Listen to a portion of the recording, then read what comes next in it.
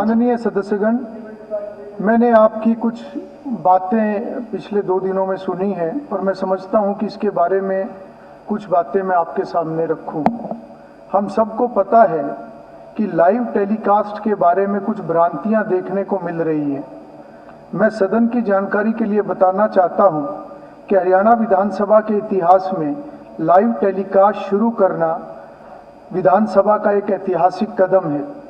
इसको सदन ही नहीं बल्कि बड़ी संख्या में वरिष्ठ पत्रकार भी समझ पा रहे हैं कि लाइव टेलीकास्ट शुरू करके हरियाणा विधानसभा ने यह कदम जनप्रतिनिधियों की सदन की कार्यशैली को तथा उन द्वारा उठाए गए जनहित के विषयों को जनता तक पहुंचाने को एक स्वस्थ, निष्पक्ष व पारदर्शी संसदीय प्रथा इसे कहा जा सकता है। हरियाणा विधानसभा ने लाइव टेलीवाइजिंग की नई पहल की है। तथाकथित प्रतिबंध लगाने की बात अधूरे तथ्यों की जानकारी होने के कारण उठाई गई लगती है, जो तथ्यों पर आधारित नहीं है। कुछ रोकथाम का प्रावधान संविधान के अनुच्छेद 361A में दिया गया है। संवैधानिक प्रावधान को ध्यान में रखते हुए तथा काफी सोच विचार कर एक्सपंज तथा नकारात्मक जैसे शब्दों से बचाव के लिए इस तरह के कुछ प्रतिबंध आवश्यक समझे गए हैं। हरियाणा विधानसभा का यह कदम संसदीय प्रणाली में एक सुधारात्मक कदम है, जिससे कि जनता सदन की कार्रवाई के बारे में जानती रहे और अपने जनप्रतिनिधि के बारे में जागरूक रहे। हालांकि संसदीय सुधारों में समय समय पर अन्य सुधार होने की संभावना बनी रहती है। साथ ही मैं सभी माननीय सदस्यों को ये कहना चाहूँगा कि हम सभी जनता के प्रति जिम्मेदार हैं। हमारे फैसलों से, सार्थक चर्चा से उन्हें लाभ होता है। वास्तव में तो हम उन्हीं के कारण यहाँ पर बैठे हुए हैं। इसलिए जरूरी है कि हम विधानसभा के नियम अनुसार चलें, अपनी बात पूरी निर्भीकता के साथ कहें, परंतु नियमों का पालन हो ताकि जनता को लाभ हो।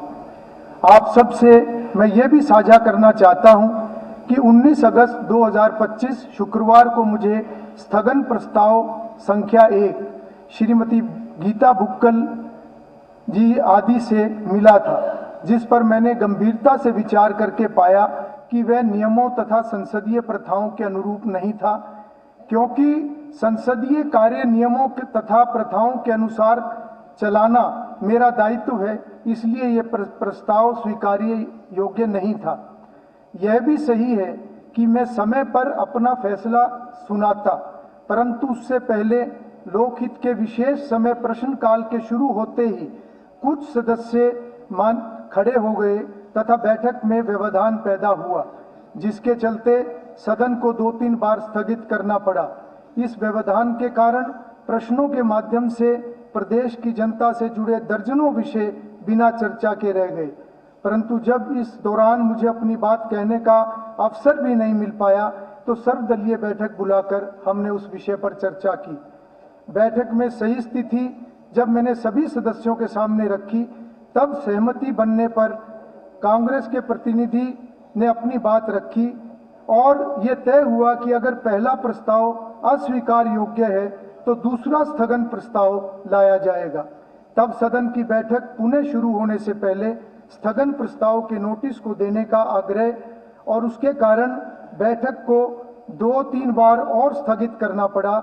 तब दूसरा स्थगन प्रस्ताव श्रीमती गीता भुक्कल आदि द्वारा मुझे मिला, जिसको मैंने स्वीकार किया है और हरियाणा विधानसभा के प्रक्रिया तथा कार्य संचालन संबंधी नियमों के नियम 66, 70 और आदि के अधीन इस पर बहस करने के लिए कल